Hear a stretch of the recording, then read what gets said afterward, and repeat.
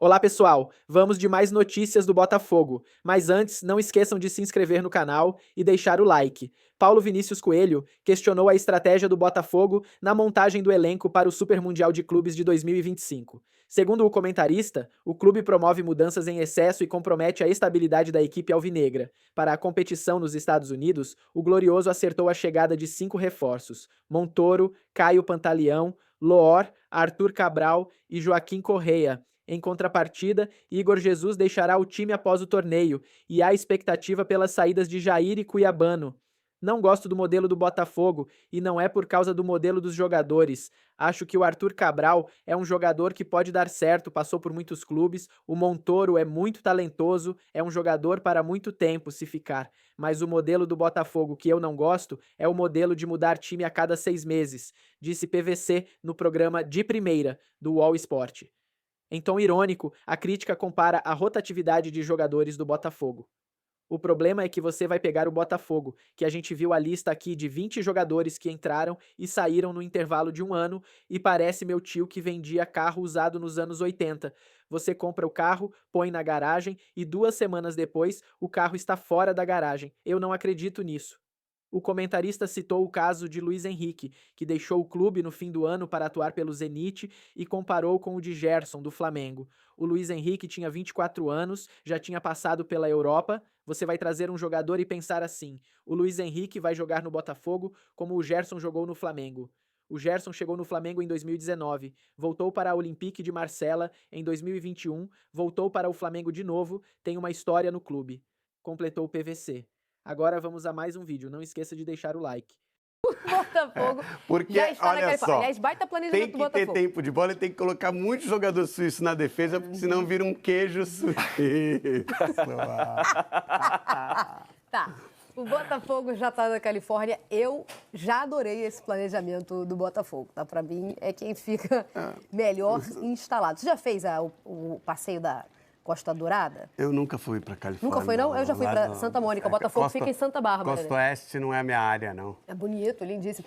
Então, San Diego, Santa Bárbara, Santa Mônica, o Botafogo vai ficar em Santa Bárbara. Achei muito legal o planejamento instalado, obviamente, Parece porque que joga a Califórnia não está vivendo um grande momento, não. Talvez não seja o melhor momento. Trump falou que vai prender o governador. Realmente a relação está um pouco... Mas assim, ficando dentro do hotel ali, acho que não vai dar quando problema. você fala de Deve espaços ser difícil viver internacionais... num país desse, hein?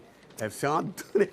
Quando você fala de espaços internacionais, aí a cartilha é outra, né? E estamos falando dessa realidade. Botafogo, ó, a Tarja já está contando aí, ó. Visitou o campo, já até treinou, né? E já está sabendo onde vai jogar. Estreia contra o time da casa, a gente destacou aqui ontem. Eu acho que a gente pode ver, porque o Botafogo caiu num grupo muito difícil, né? Muito difícil. É o mais difícil de todos, né? Pega um time que joga em casa e que tem torcida presente. Seattle Sounders tem 30 mil de média de público num estádio que cabe pouco menos de 40. Então, assim, é uma torcida que está sempre presente e é uma torcida, eu diria que animada, tá? Embora a gente tenha essa noção de que futebol lá nos Estados Unidos é basicamente do público latino, e aí a gente tende a achar que Los Angeles, Miami, né, vão ter públicos mais animados. A torcida do Seattle Sounders é uma torcida que costuma apoiar firme. Então, tem essa dificuldade de jogar com o time da casa. Depois, 2 europeus, um deles é o campeão europeu atual. Pois é. Acho que é disparado o grupo mais chato, né? Dos brasileiros, porque você tem um primeiro jogo que ele parece tranquilo, né? É o time mais fraco, mas tem atmosfera de torcida que pode trazer um pouco de complicação quando a bola rolar. E aí, se esse é o jogo mais fácil, você olha para os outros, né? PSG e Atlético de Madrid, terrível. Quem chegou e já se juntou ao grupo, e a gente também tem imagens, é o Arthur Cabral, né? Um dos reforços do Botafogo para a temporada, para a competição. O Renato Paiva recebeu ele, o elenco estava lá esperando aí, ó. E aí, Lofre? É difícil você inserir. Não, é difícil você inserir um jogador que acaba de chegar numa competição que pode ter 3 jogos só. Que o máximo dela é 7 jogos. Mas isso vai acontecer. Não, vai acontecer e talvez ele tenha que ser até titular. talvez seja possível ver uma dupla de ataque com Igor Jesus e Arthur Cabral. Mas aí eu gosto dessa contratação, hein? Oi? Eu gosto dessa. Não, eu gosto muito. É que a gente está falando é que já chega para jogar praticamente, né? Numa competição desse tamanho. Mas é difícil você inserir um jogador chegar para jogar, entendeu? Mas eu gosto dessa ideia aí. Só que eu acho que eu acho uma dupla bem interessante. Porque o que aconteceu? O Renato Paiva, depois de fazer alguns testes, ele encontrou uma maneira de jogar com Igor Jesus e um atacante. O primeiro deles foi o Mastriani. Já começou a ter um funcionamento interessante. O Mastriani machucou. Aí ele colocou o Juan Cruz. E se desenvolveu de uma maneira interessante para a dupla, acho que principalmente para o Igor Jesus, por ter um jogador ali numa posição que possa facilitar a movimentação e a participação do Igor Jesus no time.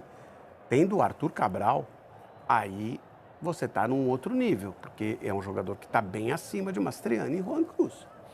Né? Então... É um cara que eu cobri no Palmeiras, e no Palmeiras ele praticamente não jogou com o Filipão, né? Depois de se destacar no Ceará. E aí quando ele vai para a Europa, ele faz uma trajetória que para mim é interessante, são mais de 100 gols na Europa. E esse sim é aquele 9-9 mais forte, pivôzão dentro da área, que tem bom faro de gol. E aí eu tô com vocês em relação à dificuldade, né? Porque ele vai ter 3 jogos ali, num grupo complicado, para se ambientar num time novo, para conhecer os companheiros, e aí ele vai conhecer o seu companheiro de ataque, que dali 3 jogos já vai sair. Isso. E aí o detalhe curioso... 3 é que, não, pode ser que sejam 7. Pode ser que sejam 7, claro. Mas pelo menos 3 jogos estão garantidos dessa dupla. E aí tem um outro cara que já pode chegar e formar a dupla com o Arthur Cabral, que é o Joaquim Correa da Inter de Milão, né? Então é um planejamento que, assim, a gente já imaginava que essa janela do meio do ano, assim como na última temporada, ela fosse agressiva, com a chegada de caras de mais peso. Agora, eu acho que o Botafogo peca um pouco nesse sentido, de primeiro aquela crítica que já é batida, a gente já fez muito aqui. O ano começou muito tarde para o Botafogo, né? Agora, para além disso, você todo ano tem que ficar construindo um time novo. No meio do ano, você abre mão de 2, 3 caras, contrata mais 2, 3 caras. O planejamento fica difícil assim, né? Eu tenho uma dúvida. Será que o João Textor vai assistir o primeiro jogo dele do Botafogo no ano, no local, lá nos Estados Unidos? Ué, é o primeiro jogo do Botafogo. Aliás, é o primeiro jogo do Botafogo. O primeiro encontro, ele desapareceu. Então, aí seria o primeiro encontro. Ele desapareceu. Sumiu do mapa, né? Aliás, isso. Temos um gancho. Você sabia, né? Eu sabia, te dei essa chance, mas... Não, sabe que eu tô pesquisando aqui? Porque quando eu falei que a gente tinha o primeiro holandês aqui, me soou... Tá vendo? Você nem me corrigiu. Não foi o primeiro holandês que a gente está vendo. No Brasil? No Brasil, não é o primeiro holandês do Brasil. Eu falei isso, essa besteira e você não me corrigiu. Teve o Seedorf, né? Seedorf. Não, como se tivesse 30. Não, eu não tanto, percebi que você falou primeiro holandês e primeiro suíço. Quando eu falei, eu estava falando do ineditismo. O suíço eu nem sei se é o primeiro, não. O suíço, se você for lá atrás... Lá atrás é o quê? 70 anos, é capaz de ter de repente a gente acha. Então tá, no futebol atual, futebol moderno. Hoje no segundo episódio da série Encontros da Copa, a gente vai falar exatamente do Botafogo contra o PSG. Um duelo que começou fora de campo porque o Textor detesta o dono do PSG. Agora parece que eles são amigos. Então, a história é essa que a gente vai contar agora.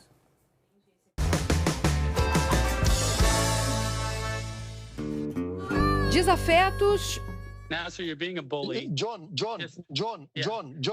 stop talking. Ou grandes amigos. O Botafogo do John Textor e o PSG de Nasser Al-Khelaifi duelam na segunda rodada da Copa do Mundo de Clubes.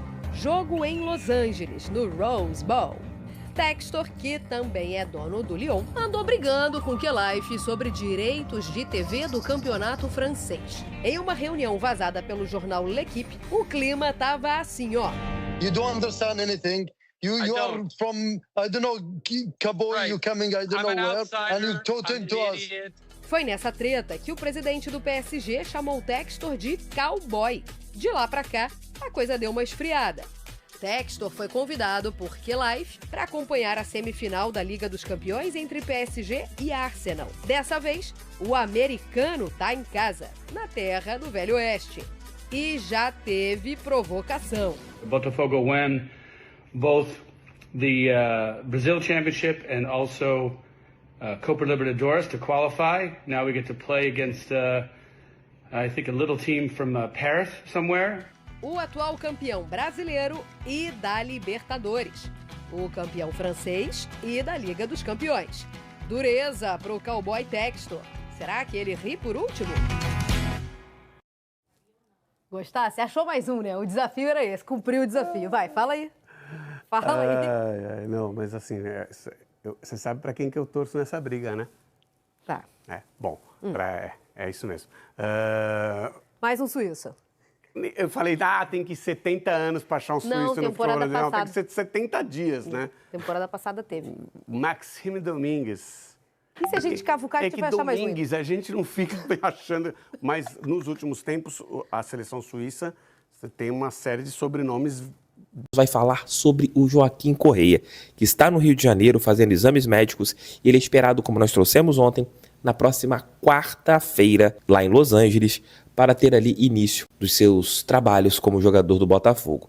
E claro, provavelmente hoje o Alvinegro deve anunciar o seu novo reforço. Qual será a camisa do Joaquim Correia? Estou bem curioso em relação a isso. Falei, Felipe Barros, seja novamente bem-vindo aqui ao canal do TF. Fala, galera alvinegra ligada no canal do TF, aqui quem fala é Felipe Barros, sou responsável pela FBTV no YouTube, estou a convite do meu amigo Thiago Franklin para falar um pouquinho sobre o Joaquim Correia, jogador que está muito próximo de ser anunciado já como reforço do Botafogo. Bem, pessoal, Joaquim Correia é um atacante, 30 anos de idade, é um atleta de ótima estatura, ele tem quase 1,90 m, né? Se não me engano, são 1,88 m, porém ele não é um centroavante e também não é aquele jogador que a gente chama assim de beirada, de extremo, de lado de campo. Eu classificaria o Joaquim Correia hoje como um segundo atacante, aquele jogador que flutua bastante pelo terço final, ele é destro, ele acaba fazendo um pouco mais do meio da esquerda para dentro, para fazer um pouco de pé trocado, pode ser um segundo atacante, eventualmente até um meia atrás ali do centroavante, um pouco mais de referência, aquele jogador de bastante circulação no terço final, tendendo a ficar um pouco mais da esquerda para dentro. Jogador de boa velocidade, boa técnica, joga bastante com a bola próxima do seu pé. Não é um jogador que tem vivido uma grande fase, mas também vamos combinar um cara que estava jogando no vice-campeão europeu, né? Então, assim, a concorrência pesada para ele lá na Inter de Milão. E é um cara que eu acho que tem muito potencial para ajudar o Botafogo. Eu ainda acredito que no nosso nível sul-americano, o Joaquim Correia tenha tudo para sobrar e ser assim mais um ótimo reforço. O Botafogo acaba sendo uma aposta, né? Porque o cara não tá bem há muito tempo, alguns probleminhas físicos também nos últimos anos, mas eu acredito que ele tem tudo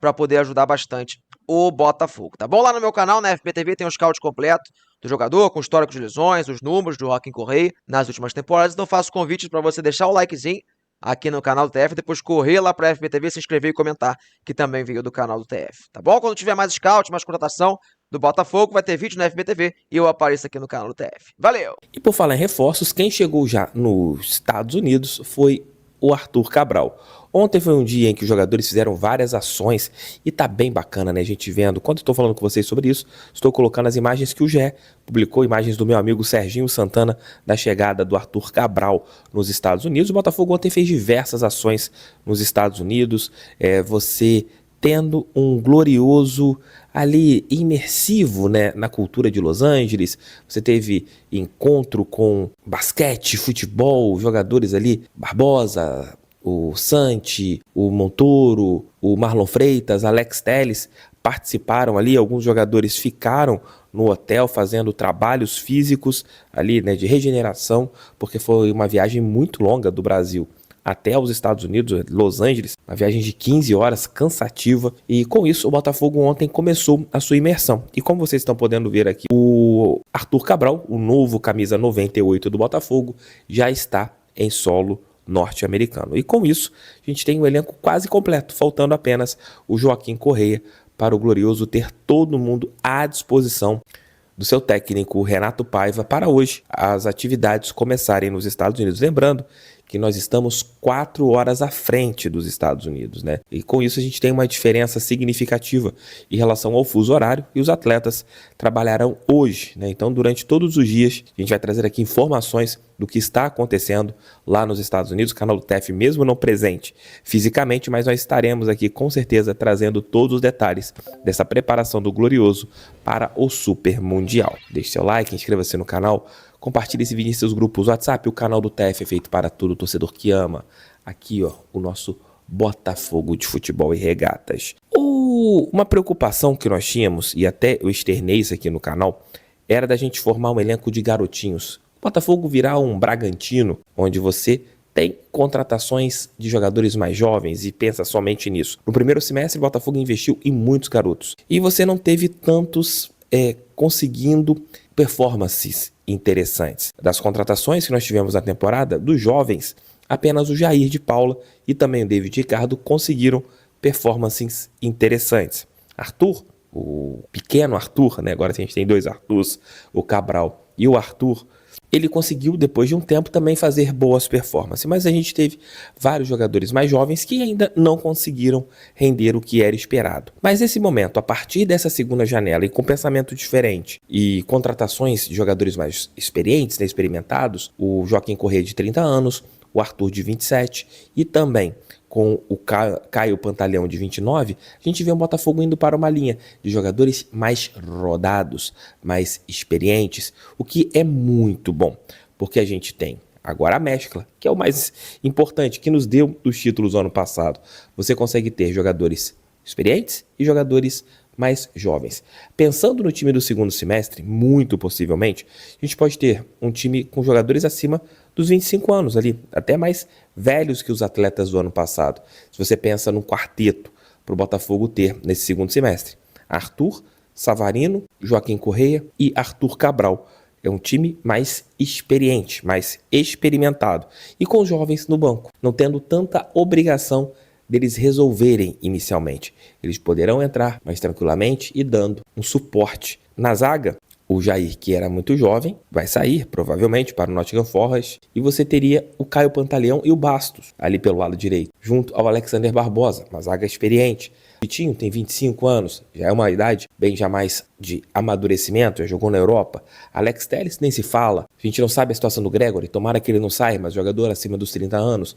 Marlon Freitas quase 30. Então você passaria a ter um time titular maduro e um time reserva, peças no banco de reservas, de jogadores mais jovens, não tendo tantas obrigações, né, deles serem decisivos, poderem entrar aos poucos. O Álvaro Montoro, que é um menino de 18 anos, não vem para decidir, ele vem para ser uma peça para amadurecer no nosso time. Boa janela até nisso também. O Botafogo conseguiu sair de um time de muitos meninos, em que alguns estavam sentindo a pressão, para um time um pouco mais experiente. Tomara que a gente tenha boas adaptações em relação aos reforços, principalmente a esses dois que a gente vê como titulares a partir dos jogos de Libertadores, Copa do Brasil, Campeonato Brasileiro, tanto o Joaquim Corrêa e também o Arthur Cabral. Para o Mundial, nós ainda teremos Igor Jesus, Cuiabano, Jair, esses jogadores que talvez possam sair do Botafogo futuramente, mas ainda vamos aproveitá-los. Beijos aqui com Deus, volto hoje, como eu falei aqui com vocês, nesses dias que eu estou aqui em viagem. Corrêa como seu novo reforço, assinando 2 anos e meio com o Botafogo, 2 anos e meio de contrato.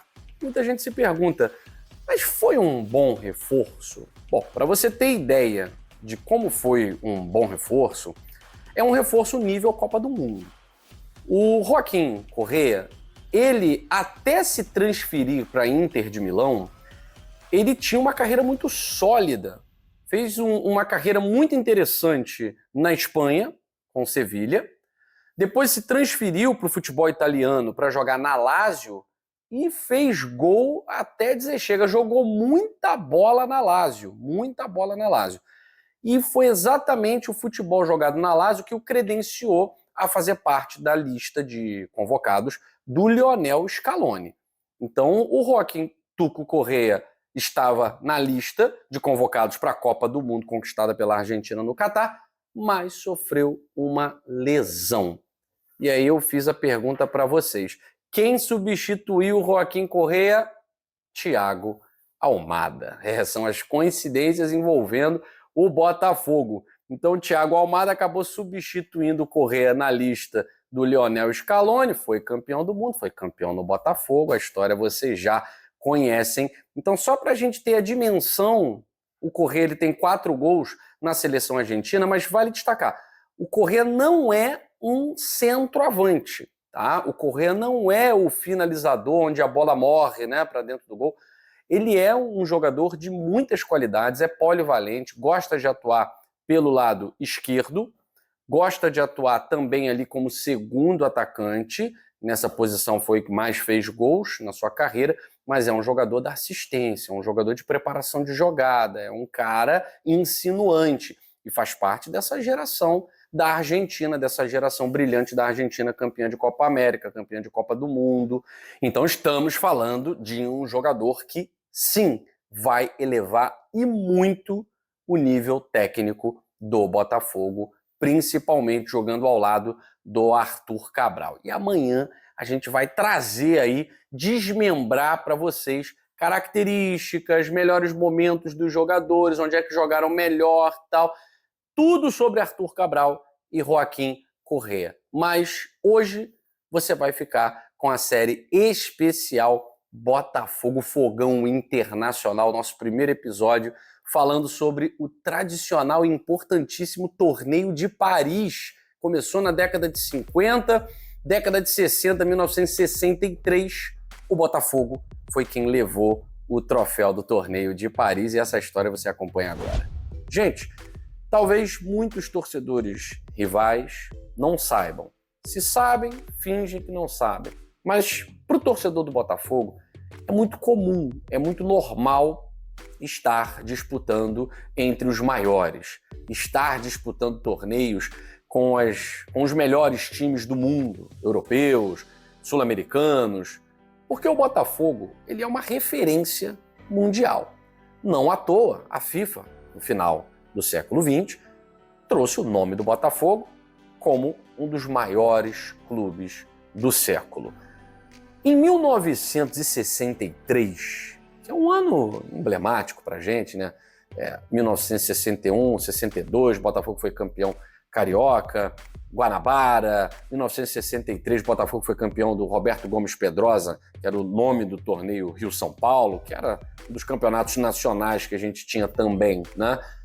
E o Botafogo jogou um torneio muito prestigiado,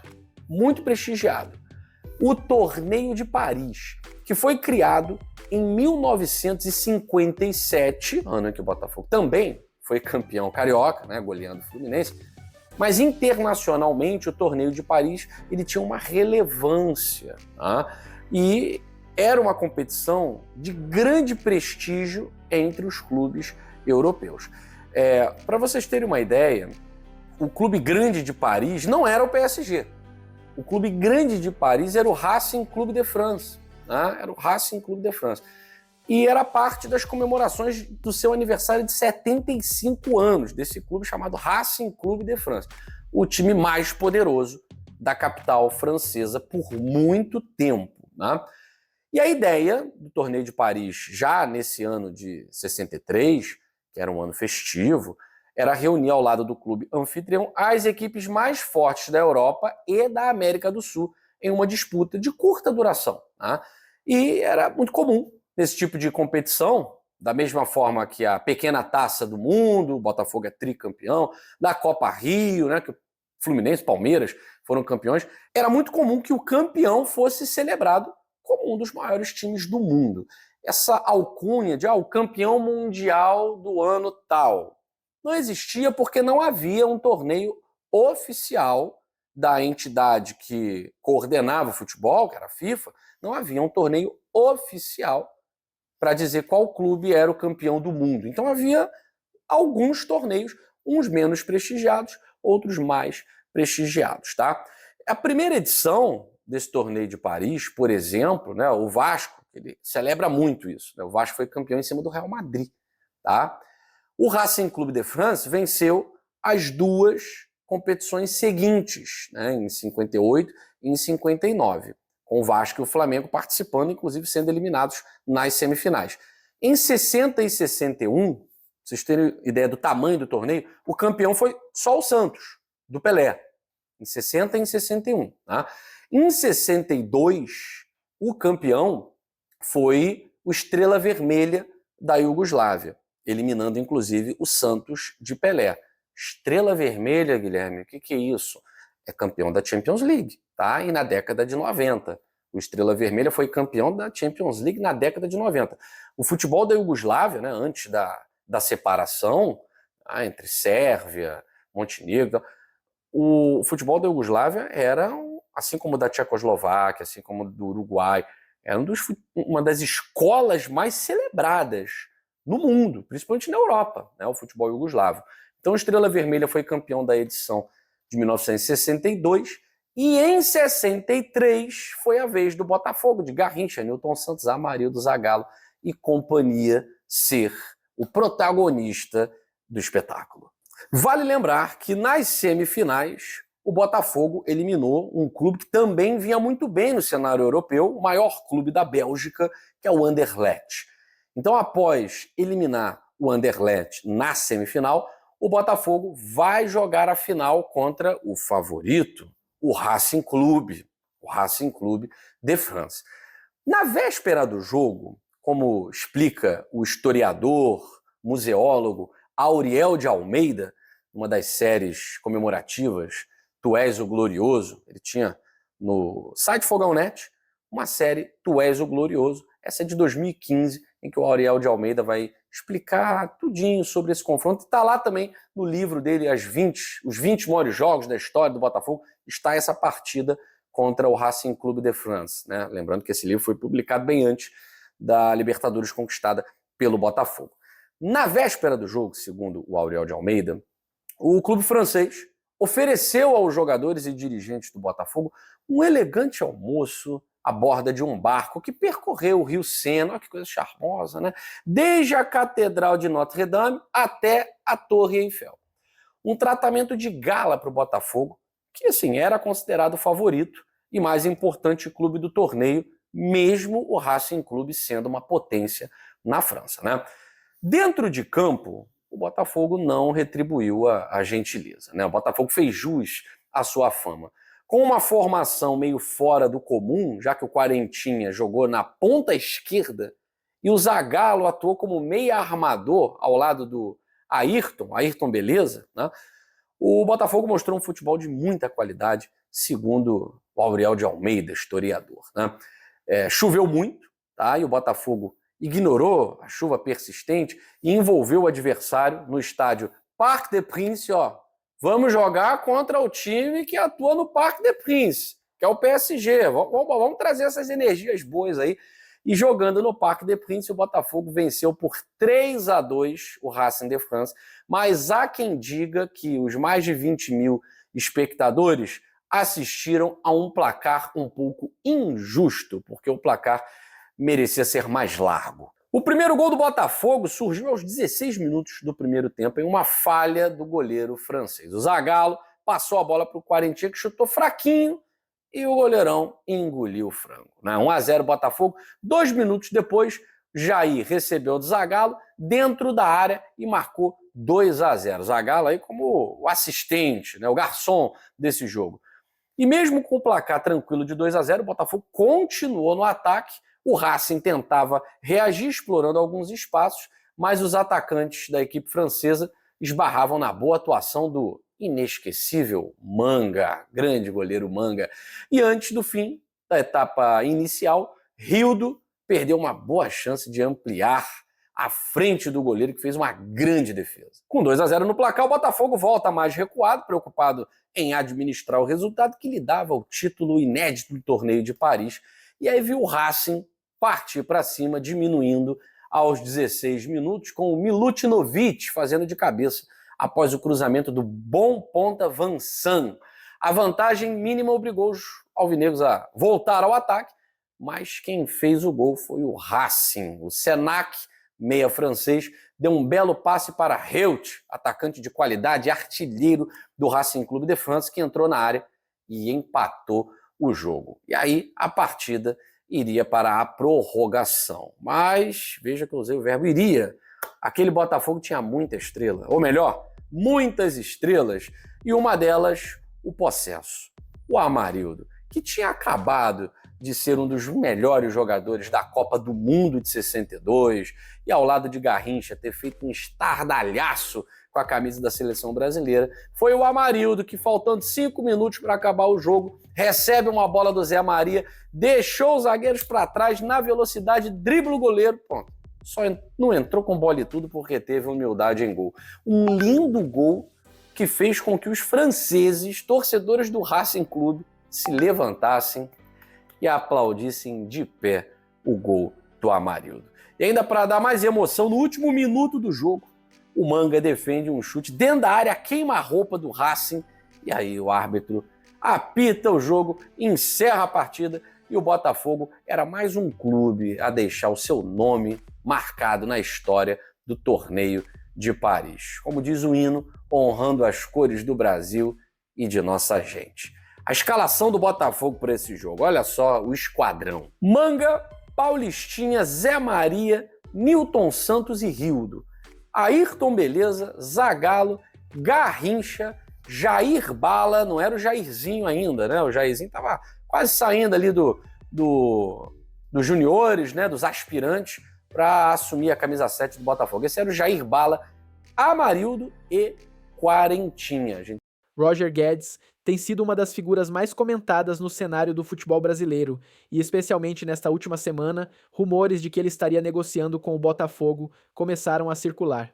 Guedes, que jogou pelo Corinthians entre 2021 e 2023, já vestiu a camisa verde e branca em outra oportunidade, entre 2016 e 2017, quando o clube conquistou o Brasileirão. Atualmente, no entanto, o atacante tem feito sucesso em seu clube no Catar, alcançando boas marcas, 50 gols e 8 assistências em 62 jogos disputados.